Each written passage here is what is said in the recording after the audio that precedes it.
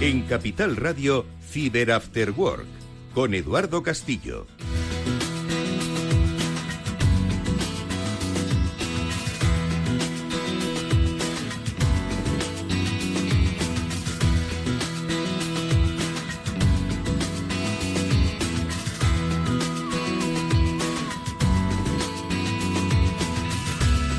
¿Qué tal, amigos? Muy buenas tardes, bienvenidos un día más a este Cyber After Work, que es el programa de ciberseguridad de Capital Radio. Hoy contamos con un invitado especial porque vamos a hablar de la resiliencia frente a la innovación en ciberseguridad que viene dada básicamente por la inteligencia artificial. Vamos a hablar con Accenture, concretamente con su responsable de Security en España y Portugal, con el que repasaremos pues uno de los informes, yo creo que más destacados de nuestro tiempo, y que habla de cómo la IA está impactando en el propio desarrollo de las estrategias y también en la forma en la que las empresas, las compañías, pues no solo se protegen frente a las amenazas, sino que se recuperan de ellas. De resiliencia vamos a hablar con nuestro invitado. Enseguida saludamos a Agustín Muñoz Grandes. Pero antes vamos a saludar, por supuesto, a Pablo Sanemeterio y Mónica Valle, que nos acompañarán en esta conversación y en el análisis de las noticias que en realidad dibujan el escenario sobre el que se puede construir perfectamente el informe de Accenture. Mónica Valle, ¿qué tal? Muy buenas tardes. Sin duda alguna, el informe que vamos a desgranar, y es realmente interesante, de lo que vamos a hablar esta tarde, y la actualidad como tal, ¿no? Como cada lunes estamos explicando, esto es el día a día, y vamos a ver qué es lo que se está cociendo en el ámbito de la ciberseguridad.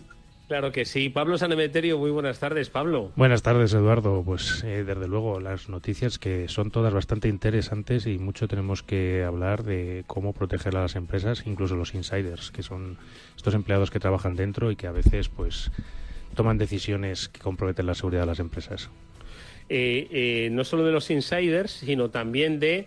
Bueno, los outsiders al final es muy difícil, ¿no?, ponerles cara. Se identifican grupos activos en cuanto a amenazas, muchas de ellas persistentes, pero yo creo que hoy, Pablo, Mónica, si algo tiene de apellido, o por lo menos la ciberseguridad, quizás hace 3 años hablábamos de ello, pero de una manera quizás como parte de las estrategias, ¿no?, de ciberseguridad. Hoy el concepto de resiliencia es casi tan importante como el de prevención, Mónica, me atrevo a decir. Sin duda alguna, siempre hemos hablado de esa prevención, de esa detección, de esa respuesta a las amenazas, pero aquí estamos en una cuarta fase, o quinta incluso, pero que es tan importante como el resto. Al final hay que hablar en términos de 360 grados cuando hablamos de ciberseguridad, de empresas, de instituciones, y también como usuarios tenemos que pensar en esa resiliencia, pero sobre todo las organizaciones, porque sabemos que están siendo atacadas, van a ser atacadas en algún momento, y hay que estar preparados para recuperarse lo antes posible, evitar un fallo en la continuidad de negocio, y no es nada fácil, hay que hacerlo desde el principio. Pablo, esto cambia un poco el paradigma de la ciber, ¿verdad? Ya te digo que hace 3 años no estábamos hablando tanto de resiliencia, lo hablábamos obviamente, pero no con la importancia debida que hoy tiene, ¿no?, en las estrategias. Sí, fíjate que lo hablamos en programas anteriores y como tú bien dices, no tanto al principio, sí en los últimos, que lo importante es tener una estrategia de resistir los ataques y sobre todo recuperarte rápido, de recuperarte y sabiendo que te van a impactar, tarde o temprano te va a tocar, y lo que tienes que trabajar es en esas estrategias que te permitan recuperarte rápido sin que tengas un gran perjuicio para tus trabajadores y para tus clientes. Bueno, pues se recupera, parece que poco a poco el ayuntamiento, o por lo menos más que el ayuntamiento, los servicios públicos de la Ciudad Autónoma de Melilla, ya lo comentamos hace 2 semanas, ¿no?, cuando se produjo el ciberincidente, luego lo comentaremos en nuestra zona de noticias, y quizás desde Villajoyosa deban llamar a Melilla para ver cómo se han recuperado, porque al parecer también ellos han sufrido un incidente. Se tienen que recuperar, pero eso es algo que veremos, como digo, en nuestra sección de noticias, que hoy la encabezamos con una información que yo creo que es de las más espectaculares que hemos comentado en los últimos tiempos, y que tiene que ver ya no con el robo de datos, al que lamentablemente nos estamos acostumbrando mucho, sino con el robo de dinero, uno de los grandes temores. Bueno, pues en Brasil, concretamente en el sistema financiero de Brasil, lo han padecido. Venga, vamos con las noticias.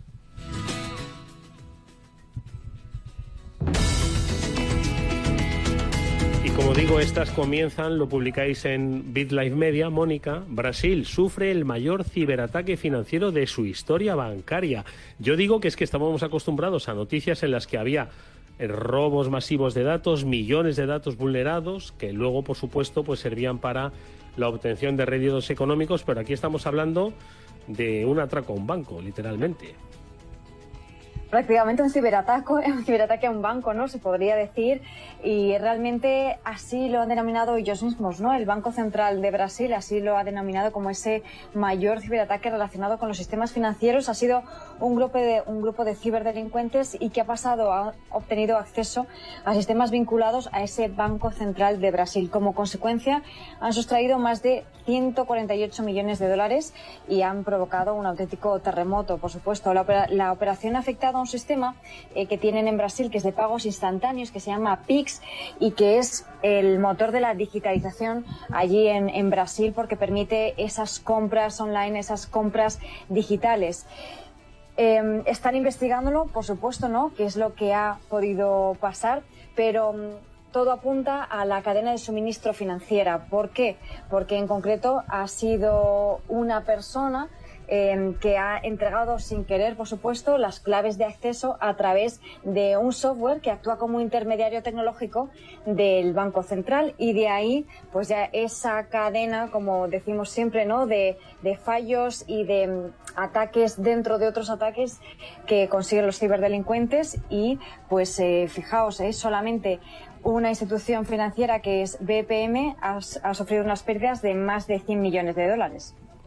Pablo, ¿qué te parece? Ya te digo que estamos acostumbrados a hablar de robo de datos, pero no de robo directamente de dinero. Hombre, sustracción de dinero, pero a través de estafas, ¿no? Y esto es directamente, bueno, pues sustracción de dinero. ¿Qué te parece? Pues, bueno, aquí añadir incluso que según la Policía Civil de Sao Paulo, están apuntando a una persona que entregó las claves y que debió explicarles cómo funcionaba a los malos el sistema. Reconocer también que se han parado transferencias, que se han conseguido recuperar aproximadamente 50 millones de euros, pero al final esto son como los ataques que hubo también hace algún tiempo en un banco del sudeste asiático, en el que consiguieron parar el robo de más de 1.000 millones de euros porque consiguieron introducirse en los sistemas internos del banco y hacer transferencias, pero se equivocaron a la hora de poner el destinatario de la transferencia, con lo cual de los 1.000 solo consiguieron sacar 100, que ya como solo está bien, ¿eh? Muchos como robo ya está bien. Pero en este sentido, al final, es que es muy importante toda esa dar acceso a tus empleados, controlar el acceso, tener segundos factores de autenticación, que analicemos también el comportamiento. Es decir, si normalmente un usuario hace de media 3 o 4 transferencias y el volumen de transferencias que hace son me lo invento, 5 millones y de repente está 150, ahí tiene que haber alguna alarma o algún proceso que tiene que saltar. Pero es complicado, ¿vale? Al final, en estas cosas, sobre todo cuando entran las personas y dejan acceso a sus credenciales así libremente, es cuando tenemos grandes problemas.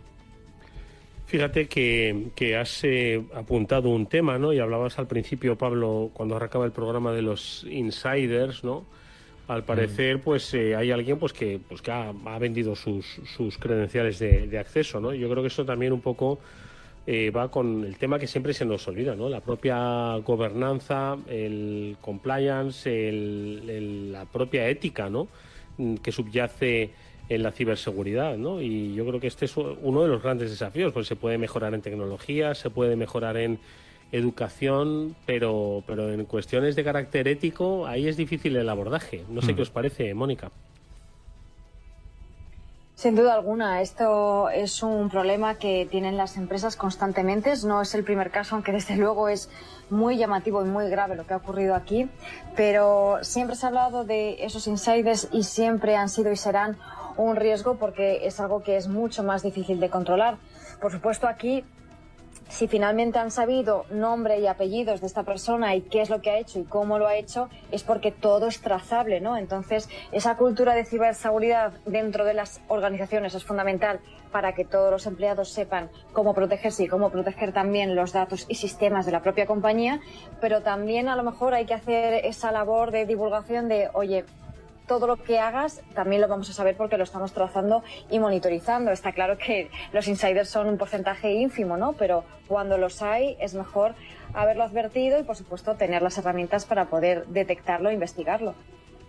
Bueno, pues como decimos, esto es un tema yo creo que muy interesante, ¿no? Yo creo que nuestra sección de noticias podría ser perfectamente pues una sección formativa, porque de todo se aprende, ¿no? Luego lo comentaremos con nuestro invitado, ¿no? De la misma forma que todo se aprende y todo se analiza. ¿Como qué? Pues como el low cost de las ciberamenazas, ¿no? Y es que estamos ya reduciendo tanto los costes de generar amenazas, pues que podemos cifrar en 25 euros la realización de un ataque de phishing. Y entiendo que el resultado se puede multiplicar. Digo, el botín, ¿no?, que uno puede obtener se puede multiplicar por 10 o por 100. Así por lo menos es lo que se está pagando en la dark web, Pablo. Sí, no, por supuesto, y al final es que también, como siempre hablamos muchas veces, la inteligencia artificial está haciendo que estos costes cada vez bajen menos, o sea, bajen más, están todavía más reducidos. Hablamos de menos de 25 euros en la Internet oscura y en la Internet profunda, y en canales de Telegram en los cuales, oye, pues lo van ofreciendo igual que hemos hablado muchas veces del ransomware as a service, pues el phishing as a service, es decir, tú ya no tienes que tener conocimiento de cómo se envía un correo, protocolos de seguridad de correo que tienes que saltarte para conseguir hacer que tus correos lleguen a los buzones de tus víctimas. No, ya se encargan ellos todos de los malos de hacerte todo este servicio. Tú pagas simplemente y reparte un poco el beneficio que vayas consiguiendo con los malos, que es como funciona también el tema del ransomware as a service. Mónica. Sí, al final, como está explicando Pablo, lo que permiten es crear unos kits, ¿no?, que llaman kits de phishing, ¿no?, que al final pues son herramientas que están prefabricadas, están ya diseñadas para poder crear de una forma muy sencilla, casi intuitiva, ¿no?, páginas web falsas para poder realizar esos ataques de phishing, los propios correos electrónicos fraudulentos que imitan a las empresas, etcétera, ¿no? Toda esa infraestructura por detrás para poder simplemente lanzarlos teniendo ya a lo mejor pues una base de datos, de correos electrónicos. No queremos dar ideas, por supuesto, porque esto al final pues estamos diciendo es muy sencillo. A ver, realmente algún conocimiento tienes que tener también capacidades delictivas que afortunadamente no las tenemos todo el mundo, y bueno, es importante también saber que al final, al igual que en los otros casos que comentábamos antes, se puede llegar a pillar y a cazar a estas personas que están utilizando estos kits. Así que mucho cuidado, que no es oro todo lo que reluce, ¿eh? Mucho cuidado, y un par de noticias, vamos a llamar, del ámbito municipal. Siempre tenemos una en la sección, ¿no? Y es los incidentes, ¿no?, que las entidades locales, pese a que siempre hemos puesto de manifiesto, ¿no?, la red de protección, ¿no?, siempre supervisada por ese esquema nacional de seguridad y las acciones del Centro Criptológico Nacional, bueno, pues siempre hay que seguir trabajando. Comentábamos hace un par de semanas lo sucedido en la ciudad autónoma de Melilla. Parece que se va recuperando, ¿no?, de resiliencia, vamos a hablar ahora, pero le ha pasado a otra ciudad, en este caso a Villajoyosa, que parece ser, Mónica, lo publicáis también en BitLife Media, ha sufrido un ciberincidente y tiene algunos problemas, ¿no?, con los trámites digitales. Sí, al parecer, en este caso, Villajoyosa, esta localidad de la provincia de Alicante, pues ha denunciado, ¿no?, que ha sufrido este ciberataque de ransomware, como hemos explicado tantas veces. Este ciberataque, este malware que es capaz de cifrar la información, de bloquear los sistemas y, en definitiva, pues dejar inoperativos los servicios. En este caso han sido servicios de atención a la ciudadanía, que es lo que ocurre en estos casos de ciberataques a ayuntamientos, que estamos teniendo una gran cantidad de ellos este año y los años pasados, como ya hemos comentado, ¿no? Y en este caso, pues la propia corporación ha advertido de que la recuperación de los sistemas va a tardar varios días, como suele pasar, y hasta el momento pues van a atender al público de manera manual y con muchas limitaciones, como es lógico, ¿no? Ocurrió el pasado miércoles, se detectó una actividad anómala en los sistemas internos y ya confirmaron que efectivamente se trataba de ese ransomware, de ese secuestro de la información. De momento no se sabe si han reclamado un rescate los atacantes, se le presupone que sí, y tampoco si ha habido una filtración de datos, que eso es importante. Pablo. Pues un caso más probablemente de un ataque de ransomware as a service, conseguir poner como siempre hemos hablado, de los brokers de acceso, los que venden credenciales o que te venden un acceso a una computadora comprometida. A partir de ahí se despliega el ransomware. Y aquí, bueno, destacar también que nuestros amigos del Centro Criptológico Nacional pues están en guardia, hablando y trabajando en el Ayuntamiento de Villajoyosa, y con dos objetivos: intentar saber cómo han conseguido entrar y desplegar el ransomware, y ayudar a una recuperación cuanto más pronta mejor.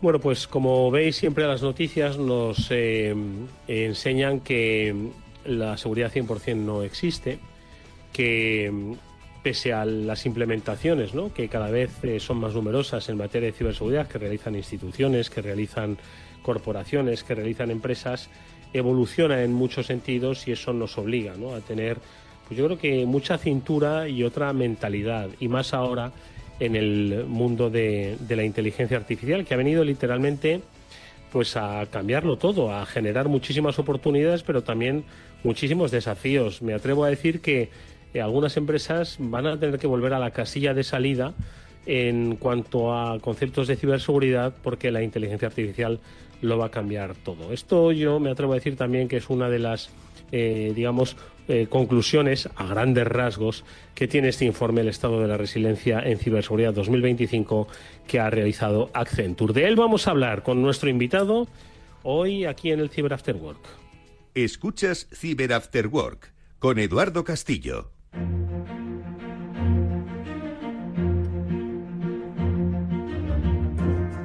Y como decíamos al principio, nos acompaña Agustín Muñoz Grandes, él es Managing Director responsable de Accenture Security para España y Portugal. Agustín, ¿cómo estás? Buenas tardes, bienvenido. Hola, Eduardo, ¿qué tal? Encantado de estar aquí con vosotros. Igualmente, hoy hablamos, entre otras cosas, de un informe, el estado de la resiliencia en ciberseguridad 2025. Ahora, si te parece, hablamos en detalle no solo de la magnitud del informe, sino también de esos principales puntos, ¿no?, que os dan de referencia. Pero fíjate, Agustín, que me gustaría referirme al propio nombre, ¿no?, del informe, estado de la resiliencia en ciberseguridad. Nos escuchabas al principio decir que antes resiliencia, bueno, era una de las cosas que también había que hacer en el mundo de ciberseguridad, y hoy posiblemente se convierta en una de las más importantes, ¿no?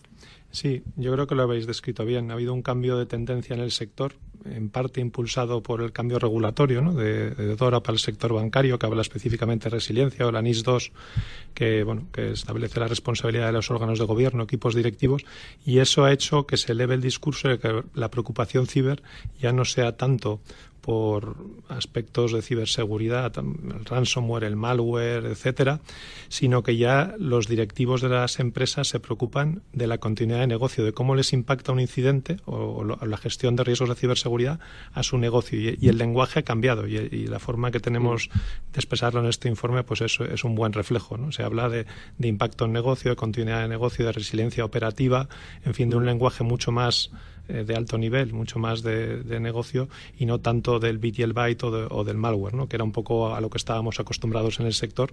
Y yo creo que es un buen síntoma que ahora se hable ya en otros términos y que se sea más consciente del impacto que esto tiene para el tejido empresarial, ¿no?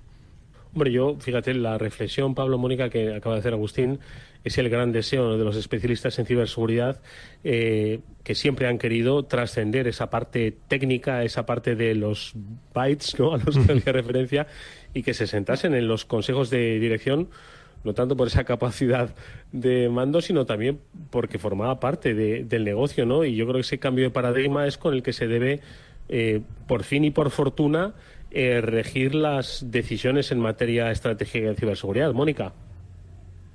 Sí, absolutamente, ¿no? Como estabas explicando, Agustín, yo creo que es una de las claves, ¿no? Al final la ciberseguridad tiene que ser transversal en toda la empresa, ir de arriba abajo, de abajo arriba, ¿no? Y tanto se ha hablado a lo largo de estos últimos años que faltaba presupuesto en las empresas, ¿no? Que era difícil hablar o convencer a veces a los equipos directivos de que había que invertir, que era una inversión, que no era un gasto, etcétera, ¿no? Tantas veces se ha dicho y se demuestra con, yo creo que con cada noticia que vemos, que contamos, porque al final es la realidad, es el día a día, ¿no? Yo creo que eso, Agustín, no sé cómo lo ves, ha hecho también que se abran los ojos, además de esa normativa que también estabas explicando. ¿Cómo lo ves? Sí, o sea, desde luego hay mucha mayor conciencia de ciberseguridad. Quizás ahí la reflexión es que estamos ante un cambio disruptivo, ¿no? Ahora que hablamos ya de IA, ¿no? Entrando un poco en el core del informe, que está ayudando a las empresas a reinventarse la forma en que hacen negocio, la forma en la que trabajan y que va a provocar y provoca ya muchísimos beneficios, ¿no? Y estamos ayudando a muchísimas empresas a esa reinvención.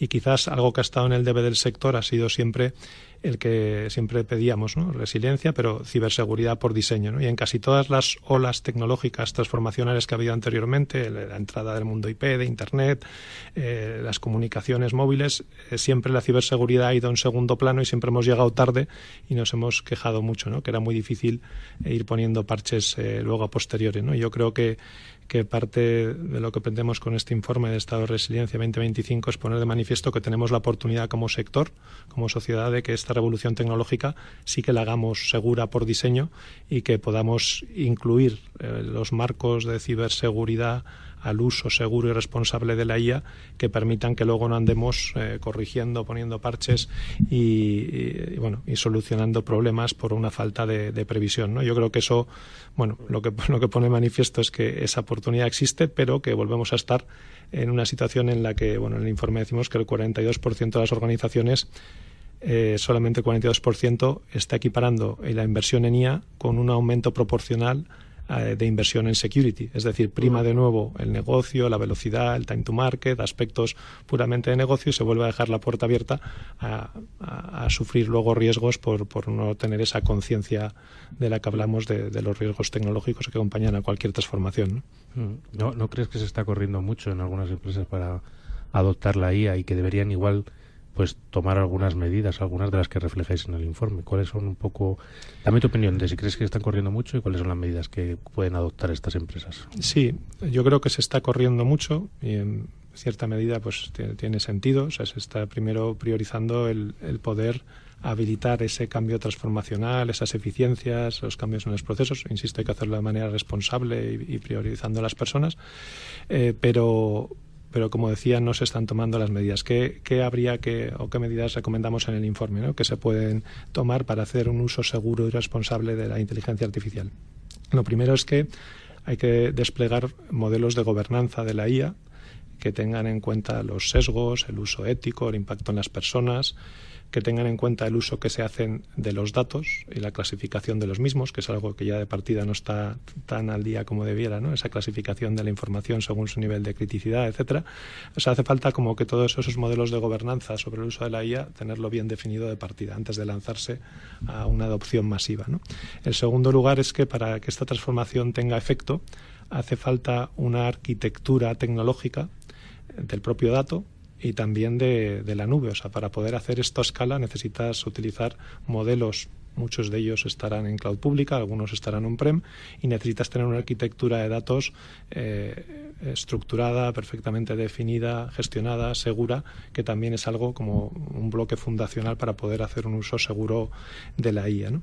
El tercer punto también es que, igual que los malos utilizan la IA, como habéis dicho, ¿no? Para mejorar sus capacidades, hacer phishing más sofisticados, etcétera, pues también tenemos que mejorar en los departamentos de ciber, incorporar IA en nuestras capacidades de detección y respuesta para poder ser más eficientes y no quedarnos atrás, ¿no? Y quizás el último punto, que enlaza con el incidente que habéis descrito en Brasil, la persona como eslabón más débil, pues seguir invirtiendo en la formación para que, como con cualquier tecnología, pues concienciar a las personas de cómo se utiliza la IA de forma segura, qué precauciones debes tomar, qué está permitido, qué no está permitido de acuerdo a las políticas de tu empresa. Al final es hacer una aproximación integral a ese uso seguro de la IA con esos 4 ingredientes, quizás como prioridad, ¿no? La verdad es que es muy razonable, ¿no?, el planteamiento que realiza Agustín Muñoz Grandes, que es, recordamos, responsable de Accenture Security en España y Portugal, con respecto a cómo integrar la inteligencia artificial, pero se me antoja demasiado ambicioso, o que en el sentido en el que ahora mismo esa adopción de la IA en la empresa española, lo reflejáis vosotros en el informe, pues tiene diferentes velocidades, y cuando uno piensa en IA, creo que lo último que piensa efectivamente es en gobernanza de los datos, en los modelos de sólidos, en la propia el papel, ¿no?, de las personas, ¿no?, que manejan esos datos. Se me antoja complejo y largo. Hay muchas personas que todavía no saben qué hacer con la IA en sus empresas, como para pedirles que la integren además como parte de sus estrategias de ciberseguridad. No lo sé cómo lo ves, Agustín. Es un desafío importante, ¿eh? Es un desafío importante y, como decía, yo creo que hemos fracasado, ¿no?, como sector siempre en abordar ese desafío, ¿no? Siempre ha primado la revolución tecnológica y el impacto en negocio frente a compasar las medidas de seguridad, ¿no? Yo creo que ahora hay mucha más conciencia y regulación que te obliga a ello, y yo creo que ese desafío hay que abordarlo, y tenemos los medios. Según el tamaño de la empresa, pues las empresas más pequeñas tendrán que depender más de la seguridad de los modelos comerciales de uso masivo y asegurarse de que se entienden bien qué garantías te da, cómo trata la propiedad intelectual, cómo trata tus datos, etcétera. Y las grandes empresas, que yo creo que sí que tienen mayor conciencia del impacto transformacional que puede tener, de los beneficios que les puede dar en negocio, pues sí que estamos a tiempo, porque no es tan complejo. O sea, hacer un análisis, en eso pues ayudamos en Accenture a muchas grandes empresas, ¿no? Hacer un análisis a priori del marco de gobernanza, de la IA responsable, de la seguridad de los datos, de la infraestructura tecnológica que soporta el uso seguro de la IA. Esos 4 puntos no son tan complejos ni de realizar a priori, para luego poder ir avanzando paso a paso sin tampoco volvernos locos, ¿no?, pero pudiendo acompañar al uso que se haga en negocio con esas medidas, ¿no? Y entonces, sí, reto muy importante, pero creo que hay un nivel de madurez y de conocimiento en el sector y de capacidades, ¿no?, pues muy potentes, ¿no? Mónica. Sí, desde luego. Y estaba pensando, porque revisando el informe, una de las conclusiones más interesantes es las empresas que están en esa zona lista para la reinvención, ¿no? El grupo más resiliente, por así decirlo, que no solamente están mejor protegidas, sino que también pues pueden tener beneficios empresariales casi directos, ¿no? Si sufren menos ataques avanzados, tienen mejor visibilidad de los sistemas, aumentan la confianza del cliente, ¿no? Es decir, que esa ciberresiliencia no solamente está evitando pérdidas, está creando valor, y es una narrativa, ¿no?, que puede ser muy potente, que puede ayudar incluso a cambiar la forma en la que las empresas entienden la seguridad, ¿no?, como ese acelerador. ¿Crees que estamos, Agustín, en un punto de inflexión, quizás, por así decirlo, ¿no?, en el que esa resiliencia se convierte en un criterio competitivo, ¿no?, como puede ser la sostenibilidad o la experiencia de cliente? ¿Podría ser? Absolutamente, totalmente de acuerdo. Creo que ha pasado a ser un valor de negocio, un elemento de diferenciación competitiva que impacta de forma positiva a la percepción de marca, impacta de forma positiva a tu relación con tus clientes, sean B2C o B2B, del tipo que sea, pero al final traslada un compromiso de la empresa con unos valores, con la seguridad de los activos propios y de sus clientes, y una serie de connotaciones positivas que creo que se empiezan a valorar positivamente en los consejos de administración y en los comités ejecutivos de las empresas, ¿no? Y eso, pues, de nuevo, creo que es muy importante ese cambio, y que estamos en ese momento de punto de inflexión, como mencionabas, Mónica. Pablo. No, yo quería comentar un poco, porque en el informe se habla con empresas a nivel mundial, y tenéis una referencia a nivel mundial de dónde están las empresas con la parte de la IA y dónde están las españolas. ¿Cuál es la posición que tienen las empresas? ¿Cuántas están listas, digamos, para hacer un uso responsable de IA? ¿Y cuántas de las españolas están en esa posición, igual que las extranjeras? Un poco el dato que damos es que a nivel global el 77% no tiene las capacidades necesarias para hacer un despliegue a día de hoy seguro de la IA, con lo cual el motivo de alarma que mencionaba antes Edu, pues está ahí. O sea, es verdad que es una llamada de atención a que hay que poner foco en ese uso seguro, y que a día de hoy no estamos ahí como sector, que no estamos ahí en las capacidades de las empresas, ¿no? En España el porcentaje es un poco mayor por el peso que tiene el tejido PYME. en el número de empresas, ¿no? Con lo cual, si lo miras en el número de empresas totales, pues las pymes siempre sufren algo más y llegan un poco más tarde a dotarse de esas capacidades, y el porcentaje es algo mayor, ¿no? Aunque, sin embargo, creo que es una opinión que compartimos. Como sector, la ciberseguridad en España está a primer nivel en el orden mundial, por el recorrido histórico que tenemos, la madurez del sector financiero, etcétera, y creo que, por lo tanto, estamos en una posición muy buena para que dentro de España pues las empresas consigan navegar esta ola de transformación y de oportunidad con esas condiciones de seguridad, ¿no?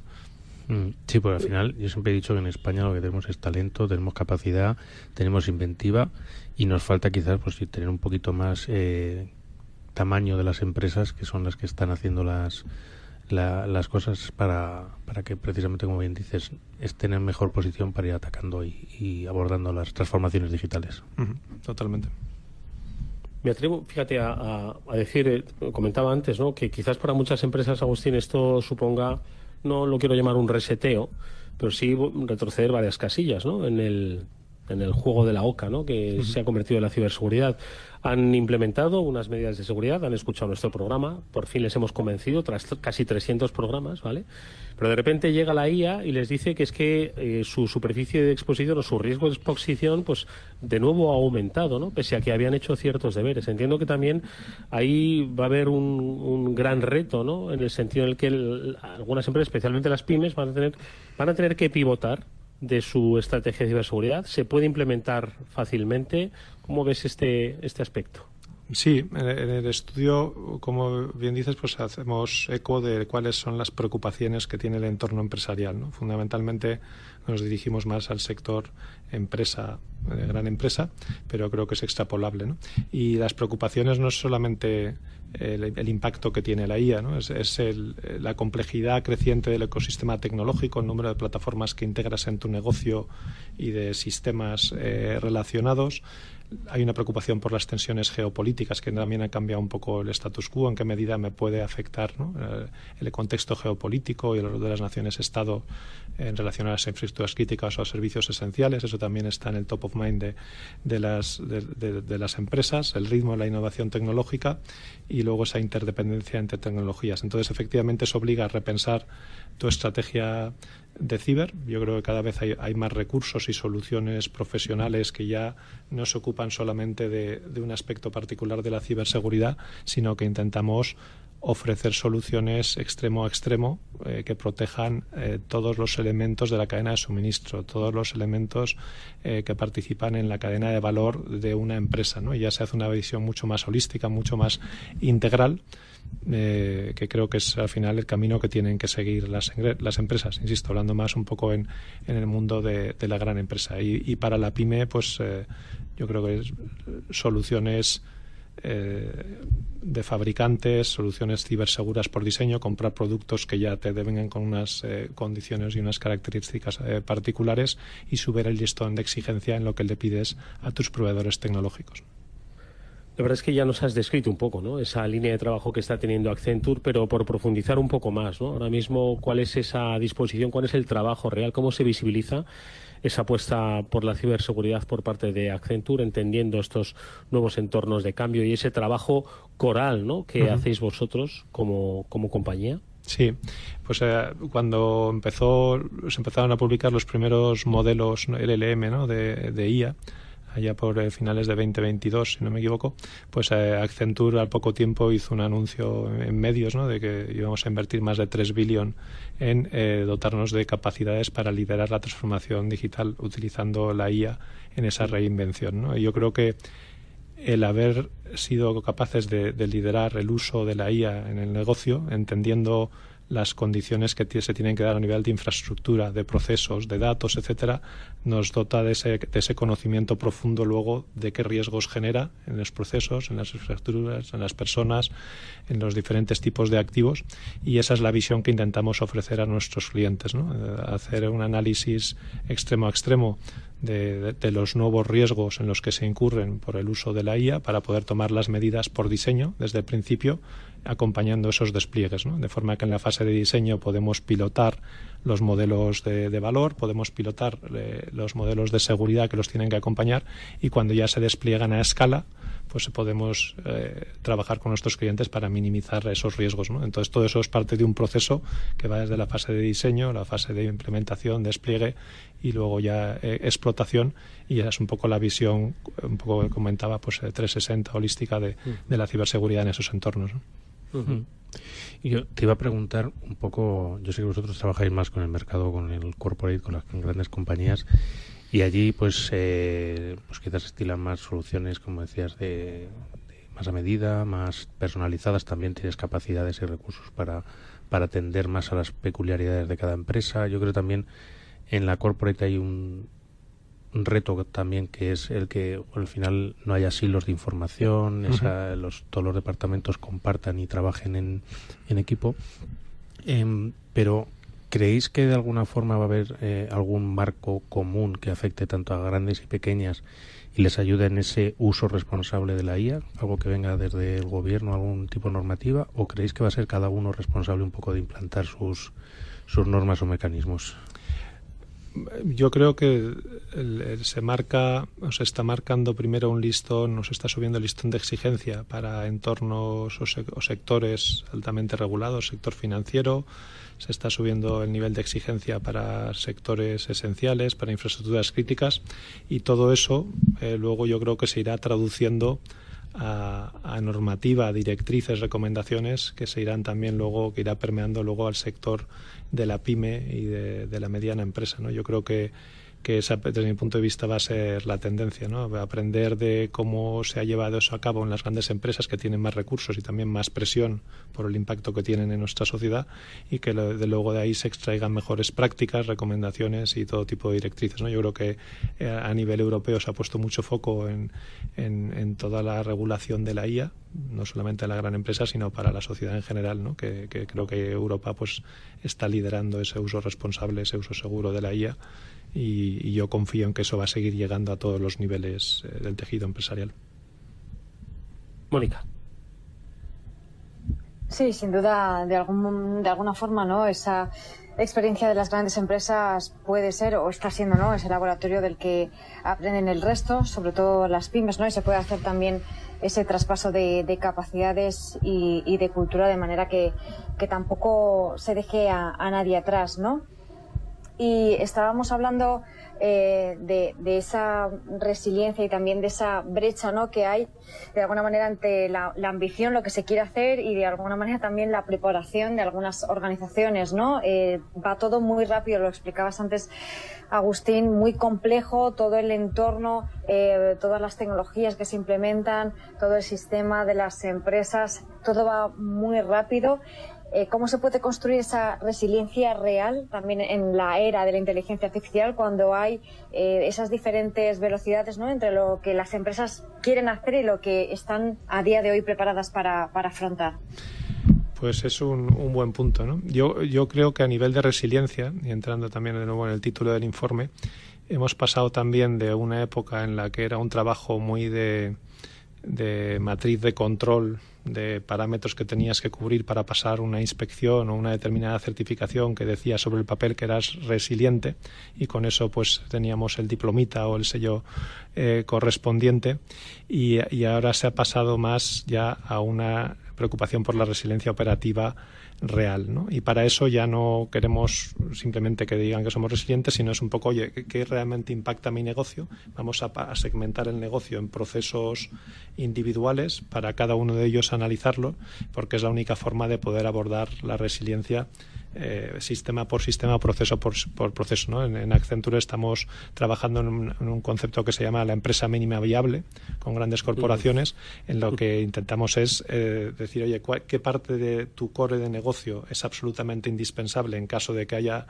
desde una crisis energética a un ciberataque, para asegurar que tenemos un mecanismo probado y real que permite recuperar una infraestructura independiente con todos los datos y la infraestructura para garantizar que tus transacciones financieras, que tus cajeros, que tus operaciones con tus tiendas de retail, etcétera, se van a continuar o se van a recuperar en el menor plazo posible, ¿no? Y para eso te vas back to the basics en inglés, como diciendo qué es lo que es realmente core para mi negocio, y a eso vamos a dotarle de unas capacidades particulares. Pues con esa misma aproximación, Mónica, pues el ir analizando los negocios de la empresa, sus procesos, para poder dotarlos de resiliencia con planes específicos, ¿no? Porque abordarlo en su totalidad, efectivamente, pues es algo excesivamente amplio, ¿no? Una última cuestión, te preguntamos, Agustín, me ha gustado mucho eso de empresa mínima viable, eso denota espíritu emprendedor. Si uno lo pierde, deja de innovar, ¿no? Pero por otro lado, dice mucho del tiempo que vivimos. Quizás hace 5 años era impensable pensar, valga la redundancia, en escenarios de empresa mínima viable, ¿no? Es decir, ¿con qué operatividad mínima podría seguir funcionando tu empresa frente a escenarios de un apagón total, de un ataque cibernético o de una complejidad de escenarios geopolíticos? Entiendo que las empresas tienen que hacerse a la idea de que hoy vivimos en tiempos complejos que hace, bueno, ni siquiera me atrevo a decir, 2 años, plantearlo simplemente como una cuestión de afectar al negocio, a uno le podían hasta mirar raro, ¿verdad? Y hoy es la normalidad en la que tenemos que trabajar. Sí, absolutamente. Aparte creo que, de nuevo, la resiliencia no es un aspecto puramente de ciber, sino que hemos visto recientemente, ¿no?, como motivo del apagón, en el que parte de tu plan de resiliencia, según el tipo de negocio que sea, si eres un servicio esencial, pues puede tener que ver con tu plan de abastecimiento de gasoil, o con tener comunicaciones satelitales, porque es la única forma de comunicarte con las autoridades competentes nacionales o regionales, ¿no? Y por lo tanto la resiliencia a día de hoy pues aborda o toca aspectos operativos mucho más allá de la ciber. Quizás hemos sido pioneros en ciberseguridad porque hemos sido pues quizás el primer riesgo sistémico percibido que demostró tener capacidad para poder paralizar países o incluso pues el ecosistema empresarial a nivel mundial, y por eso pues hemos liderado aspectos de resiliencia, pero ahora se ha demostrado que hay muchos otros factores que pueden también provocar impactos similares y que hace falta tener esos planes de continuidad y resiliencia en las empresas, y que eso es de máxima prioridad, ¿no?, para el tejido empresarial y para los directivos de estas empresas. Bueno, pues yo creo que ha quedado meridianamente claro que hoy la ciberseguridad pasa, por supuesto, por la tecnología al final, ¿no? Está en la base, pero está en el negocio, está también en el concepto de transformación digital, está en el concepto de resiliencia, de ver qué es cómo tu empresa va a estar al día siguiente. Y yo creo que eso, como decimos, trasciende los propios modelos conceptuales que teníamos hace 2 años y que desarrollábamos en este programa. Hoy las cosas han cambiado y así es como se tienen que afrontar. Se quieren adelantar en la ayuda a estas compañías desde Accenture. Su Managing Director, que es el responsable de Accenture Security en España y Portugal, Agustín Muñoz Grandes, nos lo ha contado amablemente en este espacio. Gracias, Agustín, enhorabuena por el informe. Ojalá que nos veamos pronto. Muchas gracias, Eduardo. Un saludo. Un fuerte abrazo. Capital Radio, la genuina radio económica. ¿Tu empresa quiere cruzar fronteras y necesita una conexión? Pues el Foro ICEX 2025 te está esperando. Es una oportunidad única para conectar con expertos, con consejeros comerciales de todo el mundo y para diseñar la estrategia que te impulse. Prepárate para elegir entre más de 1000 reuniones, talleres y mucho networking en un solo día. Ojo, la cita es el 10 de julio en La Nave, en Madrid. No dejes pasar esta oportunidad y regístrate en foroicex2025.icex.es. Espacio Seguro. Todo lo que debes saber para que tu día a día en Internet sea más seguro. De la mano de Panda Security.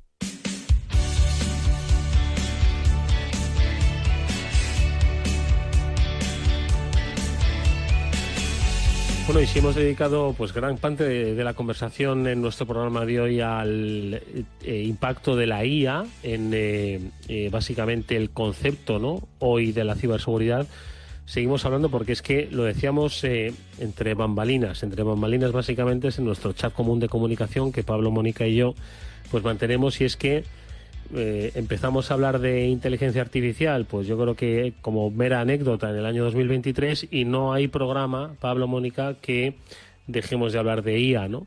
Y ahora en nuestro espacio Seguro Panda pues lo volvemos a hacer, porque si bien hablamos de ese escenario, ¿no?, que nos contaba Agustín Muñoz Grandes,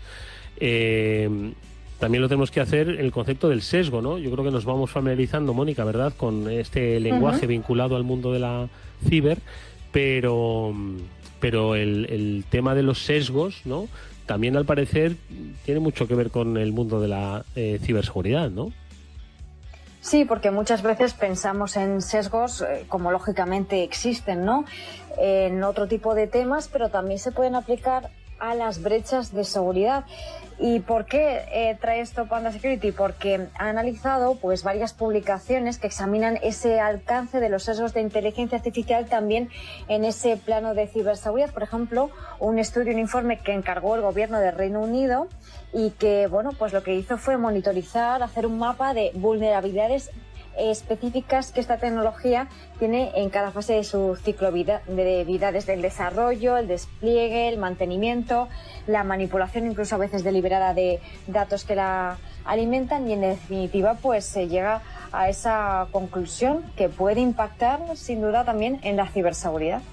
Oye, Pablo, te hago un poco pregunta reflexiva a propósito de este tema, como ha hecho Mónica, pero también te quiero preguntar si tú como especialista ahora te toca estudiar, macho, lo de la inteligencia artificial, porque entiendo, y ya te lo digo como responsable de VAPASEC, ¿no?, que ya pues tienes que empezar a hablar de IA y entiendo que a estudiar un poco de IA, ¿no? Sí, llevo estudiando IA ya desde de finales de 2022, 2023, porque esa revolución tecnológica a mí me llamó muchísimo la atención. O sea, el poder hablar con una máquina en lenguaje natural y que te responda en lenguaje natural ya es un reto. Es algo que en el día a día de VAPASEC ya tenemos integrado, es decir, no es raro que cualquier desarrollo, que cualquier trabajo o investigación no tenga una pata en la que se apoye sobre la inteligencia artificial.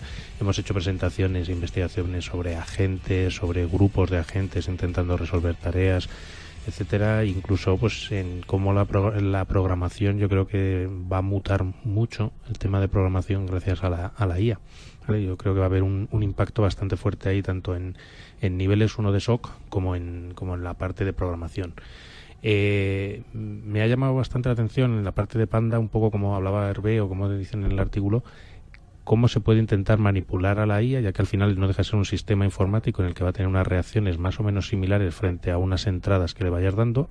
Entonces, cómo intentando reproducir o entender qué reacción tiene la IA en la parte de seguridad, la puedas utilizar en tu beneficio, es decir, intentar ir haciendo que tu señal o tu visualización sea la menos posible, y así la IA pues no te coja eso en la parte del atacante. En la parte de la defensa pues tenemos que estar mucho más pendientes.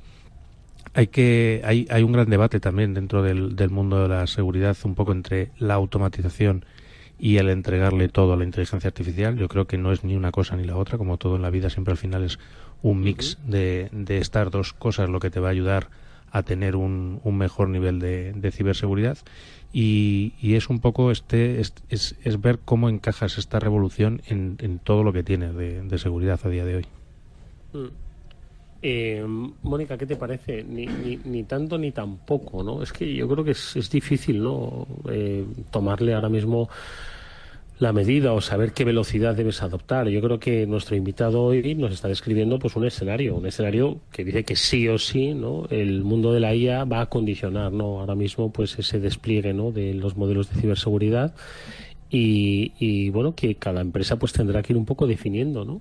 Pero es que claro, Pablo, que es un tío, es un evangelizador, el mundo tecnológico, dice que ni tanto ni tampoco, ¿no? ¿Qué te parece? No tanto lo que dice Pablo, sino un poco esa postura, ¿no?, que es un poco wait and see, ¿no?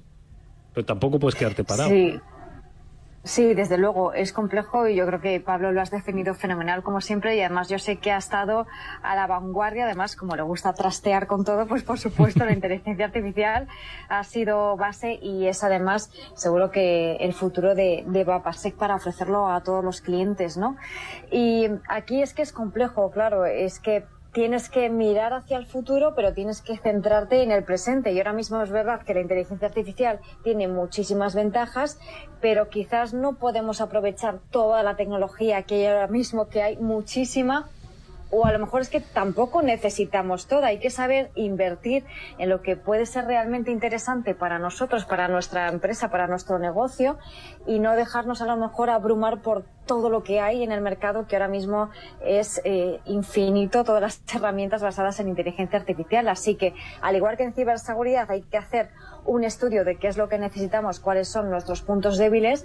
En el caso de la inteligencia artificial, sea generativa o cualquier otra, pues igual, hacer un poco de introspección, qué es lo que nos puede venir mejor y apostar por ello. Pablo, pues venga, da un par de recomendaciones a los oyentes, ¿no? Sobre cómo hacer esa aproximación, cómo la has hecho tú, ¿no? Es cierto que ya les llevas 3 años de ventaja, claro, pero ¿cómo se aproximan a la IA? ¿Por dónde pueden empezar? Que no entiendan que la IA es solo generar imágenes raras, ¿no? En situaciones normales, sino que es mucho más allá, ¿no? Que también que quizás corremos el riesgo de que pensemos que la IA es solo cuestión de algo generativo y ponerle letras y rancheras a los políticos, pero va mucho más allá, ¿no? Un par de consejos rápidos para su aproximación. Pues yo les recomendaría lo primero que intentaran trabajar con agentes, es decir, al final un agente no es más que un programa que está utilizando un lenguaje, un LLM, un Large Language Model, donde le pides hacer cosas. Entonces, al final, ir trabajando y plantearte sobre todo casos específicos donde lo puedas utilizar, porque si no te vas a poder perder en la inmensidad de las opciones que tiene, y entonces es importante ir aproximando caso a caso y diciendo, oye, pues mira, quiero proteger ahora mismo una máquina que tengo en internet, vale, ¿qué alertas me está dando? Vale, estas alertas las puedo automatizar de una forma sencilla y tengo la respuesta. Bien, pues entonces ese no es un proceso de IA. Pero cuando tengo dudas o me tiene que explicar qué es lo que ha visto en la amenaza o conectar varias cosas, igual ahí va a ser muy interesante la respuesta que te pueda dar, e igual no te da una respuesta que automatice y ya gestione todo, sino que te manda lo que ella crea a un correo electrónico y ahí ya un operador es el que toma las decisiones. Al final, sobre todo, pues que empiecen a enredar con LangChain, con modelos cercanos, con programación algo de agentes y vayan viendo qué resultados tienen. Bueno, mira, es más sencillo que todo eso. Llamar a Pablo Sanemeterio, llamar a Babasek, que os lo va a explicar súper claro. Amigos, nos despedimos agradeciendo como siempre a Pablo y a Mónica que nos hayan acompañado en esta conversación fascinante sobre el mundo de la ciberseguridad, que hoy tiene nombre propio, es el de la inteligencia artificial. Las gracias también a John Martínez por gestionar técnicamente el programa. Chicos, nos vemos el próximo lunes. Hasta el próximo lunes. Hasta el próximo lunes. Amigos, nosotros volvemos mañana en la sintonía del Afterwork aquí en Capital Radio. Cuidaros mucho. Adiós.